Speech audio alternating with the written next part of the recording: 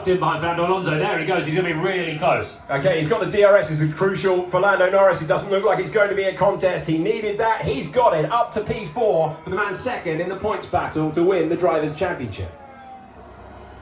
So Verstappen recovering the position is the latest development inside the top 10. We've also had Lando Norris recover. Look at that, late on the brakes. You don't get many moves into the chicane. Max Verstappen has 2 in 2 laps. Bold stuff.